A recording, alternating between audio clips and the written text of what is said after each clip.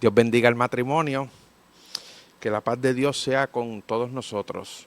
Este va a ser el primer podcast de matrimonio. Me acompaña mi esposa. Elith Figueroa. Y mi nombre es Alex Quintana. Como pueden ver, tenemos donas y tenemos café, porque van a ser unas preguntas bastante intensas, quizás difíciles, pero esperamos que puedan ser de edificación para otros matrimonios. Así es que se llama nuestro podcast. El podcast se llama Edificando Matrimonios con Café en Mano. Y entonces las preguntas que vamos a hacer no tienen nada que ver con alguna persona de la iglesia, con nosotros o con la familia pastoral. Son temas que hemos escuchado de diferentes lugares y las queremos hacer. Y nuestro invitado para el podcast es nuestro pastor, Jesús Santos. Dios me los bendiga a todos. Es un placer y un privilegio estar en esta hermosa actividad, este podcast, abarrotando las redes, con toda la información que el Señor nos pueda dar para poder edificar el matrimonio. Como dicen ellos, Dios bendiga el matrimonio. Amén, amén, pastor. Amén. Yo voy a empezar. Yo quiero empezar a hacer la primera pregunta. Pastor, vamos a ir a lo más básico. Amén. Para uno conocer qué es el matrimonio. Mira, el matrimonio es una institución creada por Dios donde se une un hombre y una mujer, y tenemos que ser claros en estos siglos que estamos viviendo, debido a que hay diferentes visiones de género y demás, pero nosotros entendemos que la familia original es hombre y mujer, y que en el Edén el Señor así lo trabajó, donde se une un hombre y una mujer en un pacto de amor mutuo, de respeto, de coinonía, y donde ambos, cada cual, pues, su propósito final es fortalecer la familia. Es el matrimonio, un pacto entre dos personas que se aman. Ok, pastor. Otra pregunta. ¿Qué debe ser primero para un hombre? ¿La madre, la esposa o los hijos? Uy, Eso es una pregunta bastante difícil, ¿verdad? Si nos vamos bíblicamente, la Biblia dice que una vez el hombre y la mujer se casan, ya comienzan a ser una familia nueva, ¿verdad? Por lo tanto, en ese concepto, dejará padre y madre y se unirá a su mujer. Eso es lo que dice la Escritura. Así que en ese sentido, éticamente, cada cual maneja este tema de acuerdo a cómo lo pueda trabajar, pero yo soy de los que pienso que ya entonces la esposa comienza a tener la prioridad en la vida del hombre, y luego de ahí en adelante, pues las prioridades se van segregando de acuerdo ¿verdad?, al corazón de cada uno como tal. Entiendo yo que es la esposa en el caso del hombre, y en el caso de la mujer debe ser el esposo. Es mi visión. ¿Y si la suegra quiere imponerse a eso? La suegra no es parte, la suegra no debe estar envuelta más que en consejería, ¿verdad? Pero no debe tomar decisiones por el matrimonio. Hay un dicho que no es bíblico, pero nosotros lo manejamos bien los latinos, y es que el que se casa para su casa. En otras palabras, cuando tenemos demasiado cerca a mamá del papá o a la mamá de la novia, de la esposa y el esposo respectivamente, no va a haber una relación de mucha confianza, sino que va a haber lo que llamamos intromisión. Así que tanto mamá del esposo como mamá y papá también de la esposa deben mantenerse fuera de las decisiones principales del matrimonio. Ok, perfecto. Pastor, voy a hacer otra pregunta. ¿Cuál es el propósito del esposo y la esposa en el matrimonio? ¿Cuáles son sus propósitos? Mira, vamos por parte. Primero, el esposo es el proveedor, es el protector, bíblicamente es el cuidador de la esposa. Esto viene desde la Biblia, muchachos. O sea, en el capítulo 2, verso 7 en adelante del libro de Génesis, dice que Dios vio que el hombre, el primer hombre, Adán, estaba solo, y le crea a la mujer, ¿verdad? Y cuando está en el proceso de hacer la creación de la mujer, dice el texto bíblico que tomó del hueso de la costilla de Adán e hizo la mujer. Una lectura que, pues, lamentablemente, pues la gente lo toma a broma en ese sentido, pero tiene mucho significado cuando vamos a los textos originales. La palabra mujer en hebreo es una palabra muy peculiar, es isash. Y esa palabra viene de la raíz ish, que es donde viene el varón, por eso se le llama varona a la mujer. Pero más adelante, cuando uno busca la etimología de la palabra, la isash es el equivalente a alguien blandito, por así decirlo, que necesita ser cuidado y protegido. Y eso hace mucho sentido con el hueso de la costilla. Las costillas protegen todo lo que tiene que ver, ¿verdad?, con nuestra parte de torácica y demás, pero son muy frágiles, son muy frágiles. Tú mismo puedes fracturar tu costilla presionándote tú mismo con un golpe leve y hasta, dicen algunos, no quiere decir que sea la ley, hasta con una, ¿verdad?, tos muy fuerte puedes lastimarte la costilla, lo cual quiere decir que el hombre tiene el propósito en el matrimonio de proteger, de cuidar, de sustentar a su esposa. Agustín de Hipona en el siglo IV decía que Dios no hizo a la mujer de un hueso de la cabeza para que estuviera sobre el hombre, pero tampoco lo hizo de un hueso de los pies para que el hombre la abusara de ella, sino que lo hizo de una costilla cerca del corazón para su protección. Ese es el propósito del hombre, que ame. Pablo lo maneja en Colosenses y en Efesios, capítulo 5 específicamente, donde dice que el hombre tiene que amar a su esposa como Cristo amó a la iglesia. Y eso es bien profundo. El lugar de la mujer es el mantener el hogar y hacer, lo digo yo, de sacerdotisa de la casa. Una de las odas que más trabaja en forma poética este concepto de la mujer está en Proverbios, capítulo 31, verso 10 en adelante. Dice, mujer virtuosa, ¿quién la hallará? Porque su estima sobrepasa largamente la de las piedras preciosas. La mujer tiene como consecuencia la enseñanza en la casa, el cuidado de su esposo y el mantener todo lo que tiene que ver, ¿verdad?, con el hogar junto a su esposo como tal. La mujer es equivalente, son coherederas de la gracia. Y hay un verso bíblico que es muy fuerte. Dice que si nosotros no tratamos como varones bien a nuestras esposas, nuestras oraciones no son escuchadas. Así que el propósito de Dios con el matrimonio está muy bien repartido, muy bien repartido. Ok, pastor, de fallecer el esposo o la esposa, ¿uno se puede volver a casar nuevamente? Claro que sí. Sí, exacto. Eli lo acaba de contestar. Sí, bíblicamente y éticamente sí, están libres para casarse. Hay otras restricciones en algunas gentes, pero no, sí, están sí. La Biblia dice que no es bueno que el hombre esté solo, pero el hombre también, en la Biblia también se refiere al hombre como mujer. Claro, También. androgénico en ese O sea, momento. que entonces el hombre no puede estar solo ni la mujer Ni la tampoco. mujer tampoco, no conviene. No conviene. De hecho, el apóstol Pablo dice a las viudas jóvenes que se casen. En la primera y segunda epístola a Timoteo y Antito, el apóstol Pablo le dice, las jóvenes que sean viudas tienen que casarse. Porque él dice, no pueden estar pendientes porque van a ser jóvenes, tienen unas necesidades, etcétera, etcétera. Y obviamente, pues, no van a estar en ese complejo de viudas de mayor edad, etcétera, etcétera, que hablan otros pasajes de la Escritura. Así que el consejo a la mujer viuda es que, ¿verdad?, después del tiempo de luto, bíblicamente es que se puede casar. No digo que se tiene que casar, pero se puede casar, se puede casar. ¿Hay algún tiempo? No, bíblicamente no hay ningún tiempo. Eso son culturas.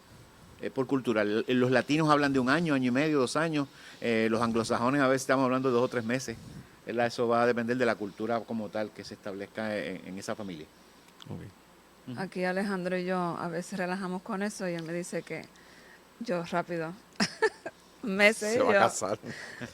yo voy a cogerlo con calma. A veces con quien ganas. dice que se va a casar rápido que muera la pareja o el esposo, cuando pasa el momento es al revés. Esa persona que dice, no, yo me caso rápido, realmente no se casa. La experiencia que vemos. Y hay otros que dicen, no, yo no me vuelvo a casar. A veces cuando muere la esposa o el esposo, en un par de meses yo no me pide vuelvo a el casar. matrimonio. Ah, te choteaste. Pastor, hablando de la convivencia. Ajá. ¿La convivencia es aceptada ante los ojos de Dios? Defíneme convivencia. Que son una pareja no casada, Ah, ok. viviendo bajo el mismo techo. Un hombre y una mujer que conviven sexualmente, es la frase correcta, para yo poder entenderlo. Bíblicamente se llama fornicación, y la fornicación es un pecado. Culturalmente esto se ha relajado, y cuando digo relajado es que se ha abierto una puerta y hoy en día conviven 2, 3 años a ver si son compatibles para luego casarse. Entonces usan este concepto posmoderno de que el matrimonio es un contrato y es un papel y que no lo necesito para mantener, algunos hasta después del segundo, tercer hijo, en esa convivencia es que deciden casarse. Bíblicamente nosotros recomendamos que se casen antes de todo este proceso. De lo contrario sería fornicación. Hablemos con claridad, yo hablo como pastor y como estudioso de la Escritura, entiendo que no es correcto. Que para eso es este podcast, para poder edificar a esas parejas que están viviendo Sí. de esa manera. So que si hay una pareja dentro de la iglesia que está visitando cualquier iglesia, ella o él se convierten y están conviviendo, la persona convertida está en pecado. Bien, la Biblia dice que el hombre no se le niega a la mujer no se le niega al hombre. Aquí hay una cuestión de diálogo. La persona que se convierte debe poner las cartas sobre las sillas, yo quiero hacer las cosas bien, y poner rápidamente una fecha para casamiento. Es lo que nosotros recomendamos. Yo no voy a entrar en el concepto de pecado o no, sabemos que ya lo dije al principio, fornicación es pecado, pero debe haber un concepto de arreglar las cosas con matrimonio. Por ejemplo, nosotros los pastores pentecostales no bautizamos personas que conviven. Nosotros trabajamos para que se casen, hacemos todo lo posible por lo civil, por la iglesia, etcétera, etcétera, para que puedan casarse y poder ir a las aguas bautismales, ¿verdad? Como debe ser el proceso. Así que nosotros recomendamos eso, ese diálogo que tiene que haber. Muchas veces la persona que se convirtió necesita herramientas, conferencias, orientación, para trabajar con su esposo o su esposa que no es de la fe. Pablo dice que por medio de la persona que conoce al Señor en el matrimonio, la otra persona, la otra parte, se santifica. Pero obviamente el pecado está envuelto ahí porque uno va a negarse. Lamentablemente, Lid, tengo que decirte que uno escucha cosas de personas que tan pronto se convierte uno, el esposo o la esposa, el que queda decide romper porque no aguanta, no quiere el concepto de la iglesia, y ese matrimonio, pues lamentablemente, matrimonio no, esa convivencia termina, y pues no es lo que queremos, lo que al contrario lo que queremos es el proceso que se vaya trabajando. Yo trabajo eso con consejería, creo que es el proceso para ayudar a esa pareja a que pueda ir por el camino correcto. Sí, porque puede haber una persona, una de las partes que no quiera casarse. Exacto, y hay que buscar por qué es que no quiere casarse. Exacto. Y cada por qué es diferente. Unos tienen unas razones, otros tienen otras. Para nosotros es bien sencillo, lo vemos de afuera y decimos pecado, pero adentro hay unas relaciones, hay unas cuestiones. A veces son cosas bien simples, herencias, que todo se puede resolver. Okay. Pastor, ¿habrá o cuál sería una razón justificada para un divorcio? La Biblia habla de que cuando hay fornicación o adulterio en ese matrimonio, pues de una de las partes el divorcio se debe dar. Es la forma más explícita que tenemos. Sin embargo, cuando uno analiza el resto de los pasajes, el maltrato físico, verbal, psicológico en el matrimonio es causa de un divorcio. O sea, yo como pastor responsable no puedo decirle a una mujer que es violentada en su hogar que se mantenga porque no se puede divorciar. O sea, tampoco le voy a decir divórciate, pero le voy a decir escapa por tu vida. Tienes que trabajar el asunto, ¿verdad? O sea que hay varias nociones. Algunos han querido incluir la cuestión de la enfermedad, que uno de los dos enferma y entonces pues me voy a divorciar. Otros pues no, porque ahora dejo de trabajar. O sea, a veces son excusas bien superfluas. Por eso otra vez cada caso hay que trabajarlo por separado. Yo creo que no hay una regla, Alex, no creo que hay una regla, todos pasan por este hilo. Lo que más bíblicamente está es lo de la fornicación, adulterio, pero recuérdate que la palabra fornicación es bien amplia, implica todo tipo de impureza sexual. La gente piensa que simplemente uno de los dos no está casado y ya fornica. No, esto tiene otras connotaciones que van más allá del proceso. O sea que cada caso hay que analizarlo por separado. Pastor, usted mencionó que hay que tener herramientas para los matrimonios, que por eso el Ministerio de Matrimonio de TG a cada rato están con conferencias, vamos a tener talleres si Dios permite. ¿Usted da consejería matrimonial? Como parte del ministerio pastoral, estamos abiertos a consejería pastoral. Siempre aclaro lo siguiente: los pastores somos consejeros pastorales. Nos preparamos, todos los pastores tienen sus cursos en consejería pastoral, matrimonial y prematrimonial. Es requisito para poder ser pastor, por lo menos la denominación que nosotros estamos, que es la Iglesia de Dios Pentecostal. y conozco otras denominaciones que es igual, pero nosotros llegamos a un nivel. O sea, nosotros podemos dar la consejería, lo que llamamos los primeros inicios, y ayudar en ese proceso espiritual. Inclusive por ley estamos cubiertos en ese aspecto, y sí lo hacemos. Como pastor lo hago continuamente, por cita, nos reunimos, etcétera, etcétera.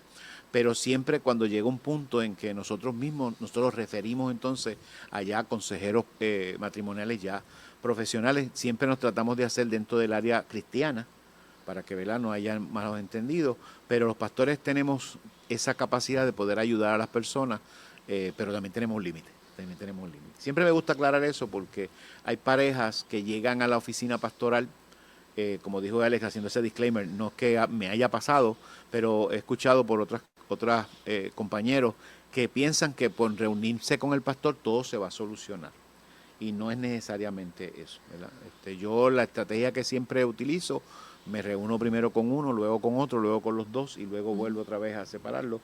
Ese proceso pues es el que aplicamos la mayoría de las veces. Vamos a poner un ejemplo de que hay una situación, hay una pareja que tiene una situación y ella o él quiere acercarse a usted para una consejería, pero no se atreve porque ¿qué dirán la iglesia?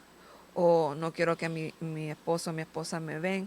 ¿Cómo ese close-up a usted de poder entonces aconsejarlo o aconsejarla, que nadie entonces lo noten? Lo tratamos de hacer lo más confidencial posible. Muchas veces, como tú acabas de decir, nosotros tenemos horas de oficina en los momentos que hay culto, pero en ocasiones lo que hacemos es que nos abrimos al espacio que la pareja o el esposo o la esposa tenga en forma confidencial, que no haya nadie en el templo. Normalmente no lo hacemos en lugares diferentes, sino en el templo. Cuando es una dama, pues nosotros tratamos de que sea mi esposa o alguna de las hermanas mayores de la iglesia, por lo menos esté cerca, que sepa que, ¿verdad?, para cuestión de guardar esa rectitud. Pero la confidencialidad es lo primero. Yo una de las cosas que digo cuando estoy en la oficina, lo que se diga en esta oficina, aquí permanece. Y eso nosotros pues nos caracterizamos como religiosos, ¿verdad?, de llevar eso a cabo. Pero sí existen los medios para guardar esa confidencialidad. Ok, y permítame un momento, Alejandro. O matrimonios de otra iglesia pueden venir a usted para una consejería. Sí, no hay problema. En ese sentido nosotros estamos abiertos. O sea, somos lo que digo yo, un ministerio hacia la comunidad, ya sea la comunidad de fe o la comunidad regular, pues estamos abiertos para esa ayuda. Y lo hemos hecho.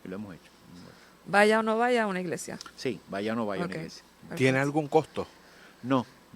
Nosotros no cobramos, no se puede. Éticamente no lo hacemos. No hay ningún costo.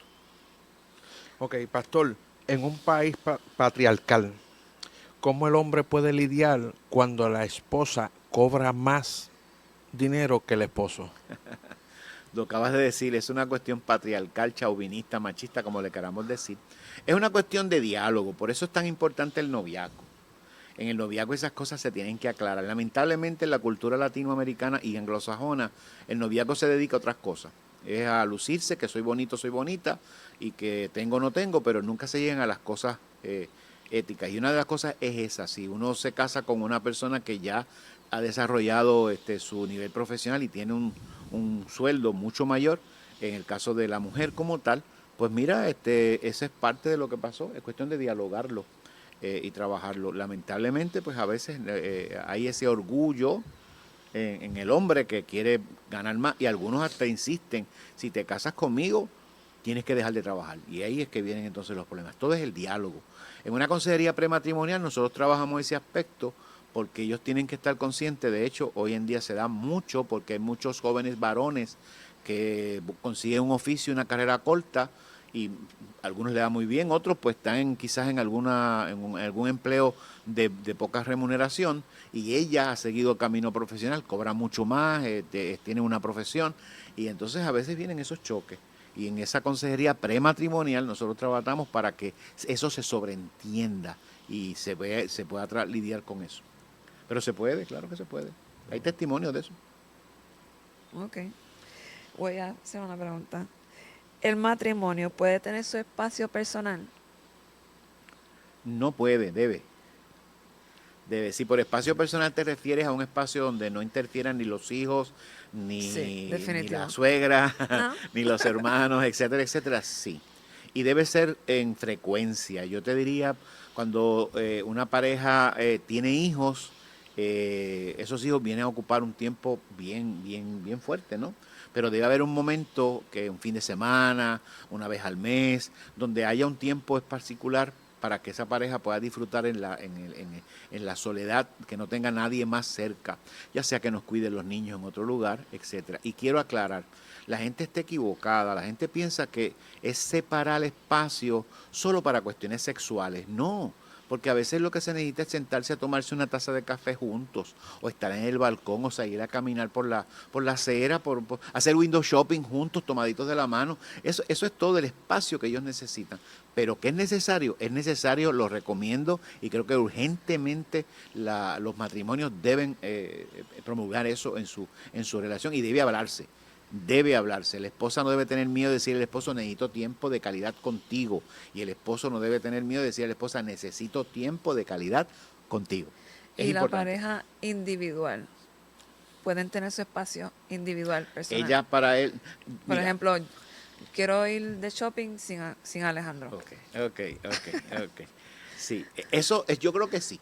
Mira, hay momentos en que tú lo que necesitas es salir a comprar o salir a mirar, igual que el esposo, o ir a ver alguna, qué sé yo, le gusta la lucha libre, hay una actividad de lucha libre, ella no le gusta, él va solo, un juego de pelota, qué sé yo, qué cosa. Pero con eso hay que tener cuidado.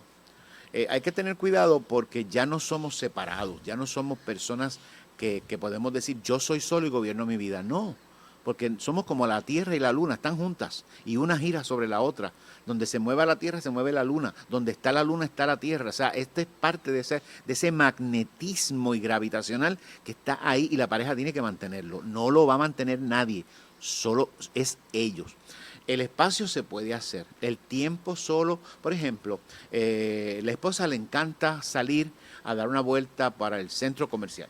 El esposo no le gusta salir, pues un día particular deciden que ella va a ir al centro comercial y él se queda viendo televisión. Fue un acuerdo. De hecho, hasta la misma Biblia dice que tú puedes separarte de tu esposa. Ahora, la Biblia claramente es por oración y ayuno, ¿verdad? Hacer tus disciplinas espirituales. Y el apóstol es muy claro, dice, por tiempo limitado, para que rápidamente vuelvan a unirse. Así que el concepto de espacio, que también es otra cosa que es peligrosa, Elid, porque lamentablemente hay gente que dice, es que necesito espacio.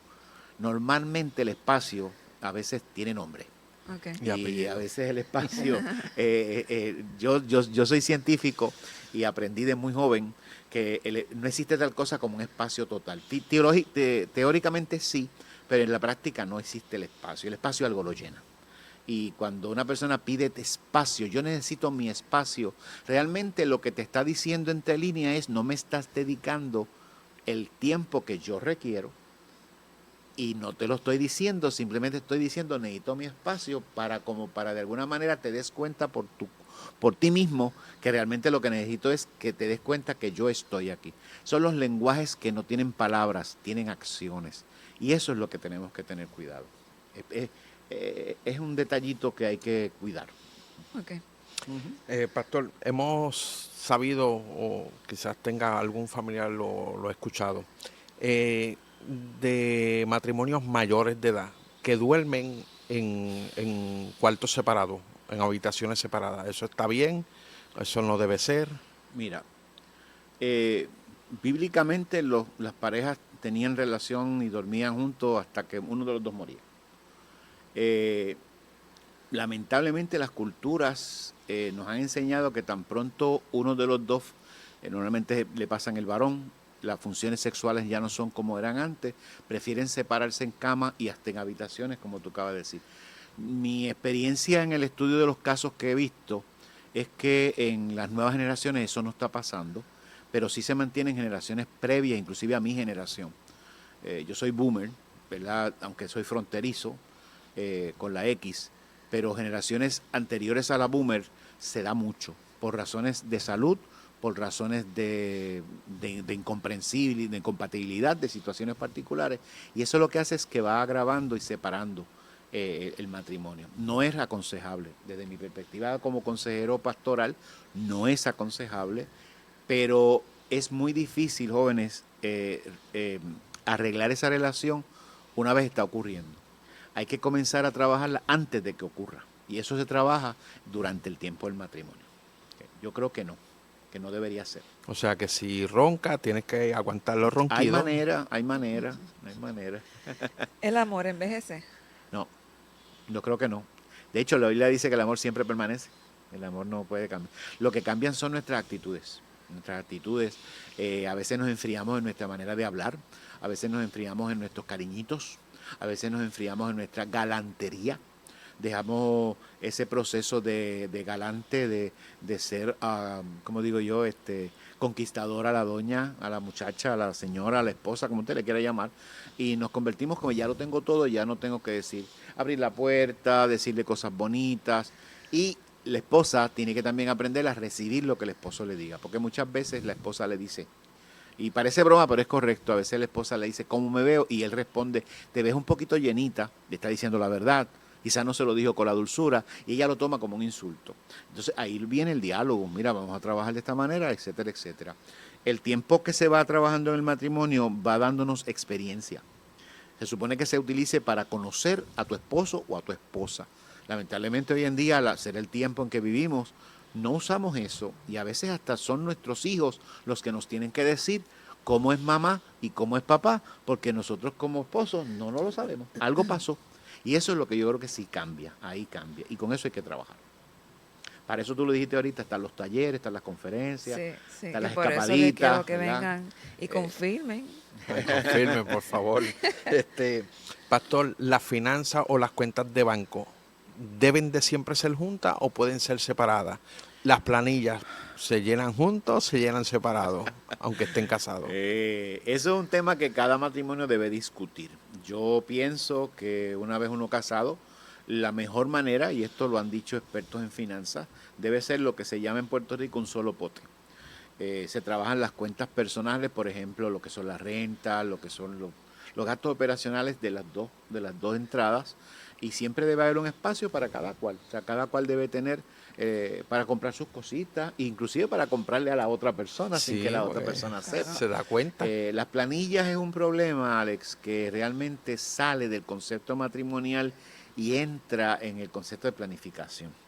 Y lamentablemente muchas personas que van a llenar su planilla o sus impuestos, se les aconseja que llenen separados para que tengan mejores beneficios y ahí pues ya es una decisión muy personal. Yo creo que yo preferiría que todo fuese junto, pero no quiero decirle esta es la manera y esta no es la manera. Pero una pareja que no es de aquí, que es de desecheo, tienen una cuenta separada, pero los dos se ponen de acuerdo de que, ok, te toca a ti pagar esto y esto, me toca a mí pagar esto y esto, pero lo demás es mío y lo demás es tuyo. Eso está bien. Es decisional. Es ¿Qué decisional. pasa? Fíjate que básicamente están diciendo, sí, están haciendo lo que dije, o sea, tomaron todo el presupuesto y decidieron qué cosas van a pagar de los dos sueldos, aunque las cuentas estén separadas. Porque ocurre mucho en este mundo, por donde nos casamos, los dos tenemos cuentas separadas y al casarse no tomamos el tiempo de ir y hacerlo juntos. Lamentablemente estas son las cosas que pasan después y después pues vienen el llanto y el crujir de dientes cuando uno de los dos falla, etcétera, etcétera, porque pues hay otras consecuencias. Pero tomaron la decisión de que esto es lo que te toca a ti, esto es lo que te toca a ti, en esto vamos a hacer los dos, etcétera. Yo creo que todo es el diálogo es importante.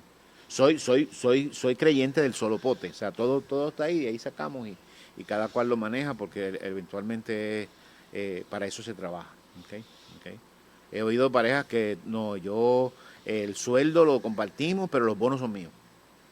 He escuchado eso. Y en el mundo en que trabajé por muchísimos años, en el mundo privado, se daba mucho. Mi 401 es mío, no de mi esposa, pero la compañía te obligaba a que tuvieras a tu esposa en ese aspecto. O sea que hay unas cosas que tienen que ser dialogables. Yo creo que una de las cosas que hemos perdido y necesitamos recuperar urgentemente es el diálogo de las parejas.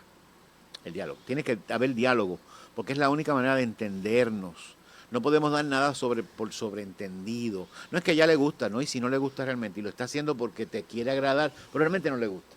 Todas esas cosas hay que trabajarlas. Explique, pastor, el diálogo, ¿cómo debe ser? Ok, yo uso mucho el concepto de la mesa rectangular. Porque cuando nos sentamos como están ustedes juntitos allí, un poquito más juntos, y estamos discutiendo algún ejemplo, alguna situación que nos pesa, que nos molesta en el matrimonio y queremos resolverla, terminamos muy cerca, nos acercamos, nos abrazamos, empezamos a trabajar ya con nuestras emociones y no resolvemos la situación. Todo se resolvió. Pues porque todos fuimos felices y nos dimos 2 besitos y dormimos juntos, chichia. No, el problema siguió. Pero la mesa rectangular es que tú te sientas en una esquina y tú en la otra y por tiempo tú puedes hablarlo. No hay manera de tocarnos, no hay manera de mantenerlo todo y hay un time. O sea, tú tienes 2 minutos para hablar. Una vez terminen tus 2 minutos, como el ajedrez, que tú tocas la campana, ¿verdad? Obviamente no es que tiene que ser así, pero que haya esa diferencia porque el problema tiene que resolverse. Hay un verso bíblico que no es necesariamente usado para esto, pero dice que no se ponga el sol sobre vuestro enojo. Usando el principio del texto, lo que nos está diciendo es que mira, no te vayas a la cama enturunado, como decía en mi casa, en mi campo, atribulado. No, resuelve las cosas antes de ir al lecho matrimonial. El lecho matrimonial es algo santo, algo lindo. Y no vayas con atribulación, entonces uno mirando para allá y el otro para acá, porque están atribulados, están con coraje, y no lo resolvieron, tienen que resolverlo. Y yo creo que la mayoría de las cosas, si no todas, se resuelven hablando. Se resuelven hablando. Pastor, ¿y si no se resuelve? O sea, se acuestan enojados. No, pues entonces hay No tregua. estoy diciendo...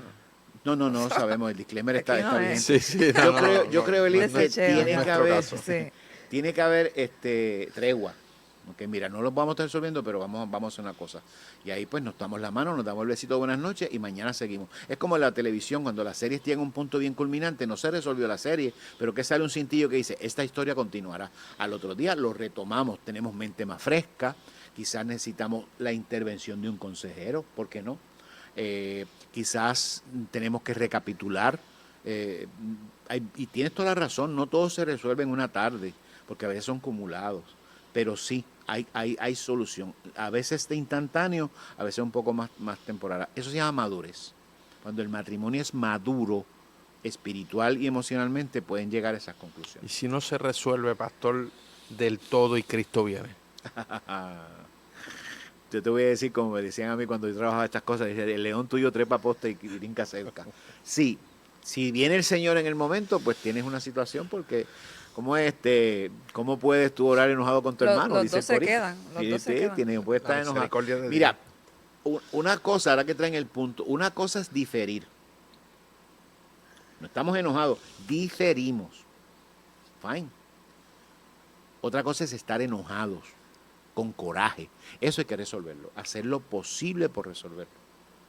No tengo más tiempo, porque puede pasar. La venida del Señor, chévere. Pero ¿y si uno le da un infarto? Exacto, si uno muere. La culpabilidad del que queda vivo es horrible. No le dije lo que quería decirle. Mis últimas palabras con él fueron un choque emocional. Y hemos conocido parejas. Es peligroso, es peligroso. Por eso digo que eso es parte del proceso. Y muchas de estas cosas que ocurren entre los matrimonios es por malos entendidos. No todo se resume a celos. A veces son cosas que no se hablaron, no se dijeron, no se cuadraron. Sí.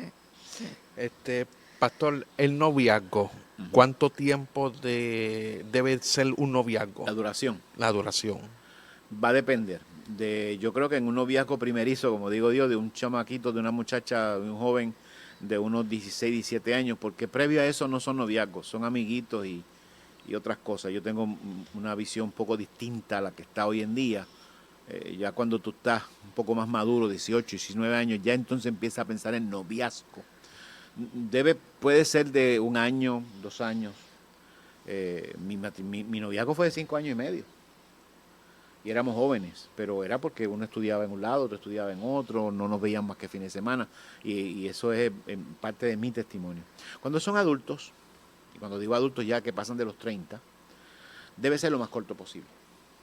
Y sobre todo si ha habido matrimonios previos, ¿verdad? Ha habido divorcio, viudez, el noviazgo debe ser algo lo más de 3, 4, 5, 6 meses. Por razones de cuidado. Porque el cuerpo tiene unas urgencias, hay unos sentidos, estoy hablando sexualmente, que pueden nublar el sentido y puede haber la caída. Y eso hay que tener. Estamos hablando de dos personas adultas que no hay que mandarle chaperones. Pues entonces, para evitar eso, el apóstol Pablo dice, cásense, para que se quemen, cásense. Pero si es joven, yo diría que 2 años pueden estar en ese proceso, porque tú vas a casar a una pareja que acaban de salir de 4º año. ¿Dónde van a conseguir trabajo? Para empezar. Pues en cualquier fast food por ahí. Empecemos con la crisis de las propinas y todas esas cuestiones. ¿Pueden mantener una casa? O sea, no pensamos en eso. Se aman, pastor. Sí, qué chévere, se aman, pero el amor no paga las biles. Ni no digo amor, ese deseo que tenemos de amarnos no paga los biles, y hay que ser responsables. Más si vienen hijos. Más si vienen hijos. Y el problema a veces no son los muchachos, mis queridos hermanos, y aquí me destapo, a veces son los papás, la presión de que se casen. Hay que tener mucho cuidado con eso. Esa es mi visión, no tiene que ver con nada con la iglesia ni nada, es mi visión. Los noviazgos, mientras más jóvenes, que sean más espacios para que se conozcan. Porque otra cosa es que tú le das más caras tu personalidad, y cuando llegue el matrimonio, esta no fue con la que yo me casé. No fue. Para empezar, nunca lo habías visto sin maquillaje, nunca lo habías visto sin bañarse, nunca lo habían visto en otras circunstancias, nunca había visto enojado, nunca lo habías visto comer, perdóneme la expresión, como comen, porque enmascaran, son maneras de manejar las cosas, usaban fajas, qué sé yo. Hay que conocerse, le gustó, no le gustó, mira, ella se molesta cuando yo digo esto, y eso toma tiempo. No hay un listado, esto no es como cuando tú entras así a las maquinitas y le pides no, el tiempo es el que lleva. Ya cuando son más adultos, que para mí está pasando mucho en estos siglos presentes, hombres y mujeres adultos, ya sea divorciados, ya sea viudos, ya sea que nunca se habían casado porque se dedicaron a estudiar y a trabajar, y ya cuando tienen sus 30 y pico es que deciden casarse, el noviazgo debe ser corto, porque ya su vida está destinada a ese proceso, hay un reloj biológico y todo ese tipo de cosas. Y si no le gusta después, se casa y ya eso no es lo Ahí que yo entonces, esperaba. pues no es lo que esperaba, pero entonces no lo dialogaron. Yo digo que deben ser cortos por las urgencias físicas que tenemos, pero también por las cuestiones emocionales. La mujer y el hombre no pueden estar mucho tiempo solos. Ahí es que viene la fornicación, ahí es que viene el irse al bar a tomar, el irse de crucero para ver si la conozco, porque estoy llenando un vacío que yo puedo llenar con mi esposo o mi esposa, pero lo estoy llenando con alguien que es temporal, y entonces ahí viene lo que llaman la pareja desechable, y yo creo que eso es abominable, yo creo que eso no es correcto, porque no se dan cuenta, pero realmente estamos siendo con gente desechable, porque la tiré y voy por la próxima o voy para el próximo, y eso no es bueno, es mi opinión. ¿Hasta cuántos matrimonios puede No, tener eso uno? tampoco te diría, que no hay regla para eso, porque puede que la persona, me recordaste al Señor Jesús cuando le dijeron que una muchacha tuvo 5 maridos porque se le morían y se casaban con los hermanos. ¿De quién será en el reino de los cielos? No, eso no hay un número, porque puede que enviudaste 5 veces, bueno, ya van a llamar la viudita misteriosa, como dice, ¿verdad? Pero hay que ver también. Hay que tener miedo a esa esposa que se viuda 5 veces. Dios mío. Bueno, este es mi último, pastor. Y voy a decirle un texto que es controversial, y más para las mujeres, que cuando lo cuente, pues ellos van a saber. Dice en la Biblia, en Efesios 5:23, porque el marido es cabeza de la mujer, así como Cristo es cabeza de la iglesia, la cual es su cuerpo, y Él es su Salvador. Así que como la iglesia está sujeta a Cristo, así también las casadas lo estén a sus maridos en todo. Amén. Que cuando usted o algún predicador dice, mujeres estén sujetas, nosotros nos ponemos como los gatos. ¿Qué significa? ¿Qué significa ese texto? Un mal entendimiento del verbo sujetarse y someterse. Son 2 verbos que vienen del griego, del lenguaje militar, que literalmente lo que significa es protección. Cuando la Biblia te dice a ti, mujeres, sométanse a sus esposos, lo que está diciendo el texto es, esposa, permite que tu esposo te proteja, te cuide, y tú te sometas a él en el sentido literal de estar bajo su cuidado. La responsabilidad va al esposo, no a la esposa. Ya cuando tenemos esa visión, no es que la persona se someta como esclava, como un robot, sin sentimientos, sin motus propios, no. Es que tú te permitas, como dije ahorita, el concepto de la costilla, te permitas que tu esposo tome la responsabilidad que le corresponde. ¿Por qué usted cree que hay tantos fracasos matrimoniales? Porque hay esposas que no se sujetan. Y sujetarse en el sentido bíblico de no permitir que el esposo les cuide, que el esposo les ayude, que el esposo las proteja. Cuando digo proteger, la gente piensa es protegerlos de los que vienen en el camino. No, la protección incluye otras cosas, ser proveedor, ser amoroso. La mujer es un ser bien emotivo, necesita amor. Y de esto salto a lo que le pide el Señor al hombre. El Señor le dice en ese mismo pasaje a los esposos que amen a sus esposas como Cristo amó la iglesia. ¿Qué hizo Cristo? Se entregó por la iglesia. Y mira, si hay algo mayor que eso. O sea, ahí es que está la clave, es entender ese concepto. Lamentablemente, tanto hombres como mujeres han usado el concepto de sujétase, aquí mando yo, patriarcal hablabas tú ahorita, aquí mando yo, la voz mía es la que cuenta, nadie más que tú eres mujer, tú te sometes, empezamos con el chiste, pero terminamos con las realidades, y eso no es lo que buscamos. No creo que eso sea lo que el apóstol Pablo tenía en mente cuando nos está hablando de esa perspectiva, sobre todo con el contraparte de esposos, amen a vuestras esposas como Cristo amó la iglesia. Y como dije ahorita, lo repito, el apóstol Pedro en el capítulo 3 le dice a los esposos, maridos, amen a sus esposas como vaso más frágil. No sea que tratándolas mal, sus oraciones no sean respondidas. Y eso es bien fuerte. Que tú como hombre vayas a orar y Dios no te responda porque maltratas a tu esposa. O sea, que aquí es que está la clave de ese proceso. Es una mala interpretación del pasaje bíblico y una continuidad de esa hermenéutica, de esa interpretación, que la usamos a gusto y plena para nosotros. Pues claro, al hombre le conviene, muchos hombres les conviene ese texto para ellos hacer lo que ellos quieren y no darse en el lugar que les corresponde, que es el de proveedor, el de protector, el de responsable de ese hogar. Esa es mi opinión. Pastor, cantar de cantares, ¿es Dios hablándole a la iglesia o es el hombre a la mujer? Un libro romántico. Es un libro romántico. Cantar de los Cantares es un libro que se ha alegorizado. Alegorizado significa que la interpretación que se le da es como poética y simbólica. Y esa interpretación alegórica surge en la Iglesia Católica con Agustín y otros más, llega al tiempo de la Reforma con casi la mayoría de los reformadores, y siempre se habla de que era la relación entre Cristo y la Iglesia, y cuando estamos hablando de eruditos del Antiguo Testamento, de Jehová con Israel. La realidad es que Cantar de los Cantares es un libro, y mi visión de Cantar de los Cantares es un manual de sexualidad en el matrimonio. Es como el esposo y la esposa se aman sexualmente. Mire, Cantares tiene piropos, Cantares tiene galantería, Cantares tiene posiciones sexuales, Cantares tiene el acto sexual descrito, ¿verdad? Obviamente que hay que saber encontrarlo, porque hay mucho símbolo envuelto ahí, hay que entenderlo. Y nuestro problema como latinos, puertorriqueños, es que la versión que más usamos es Reina Valera, y Reina Valera en esa traducción está bastante trabajada desde el concepto, obviamente, de la censura que había en el siglo XVI cuando surge Reina Valera. Hoy en día en traducciones mucho más críticas, por ejemplo, en la nueva traducción viviente, la Dios habla hoy específicamente, vemos ese Cantar de los Cantores un poco más distinto y lo vemos de esa manera. El pueblo hebreo veía Cantar de los Cantares con esa visión de que era un libro de sexualidad y por eso tuvo dificultad para entrar al canon.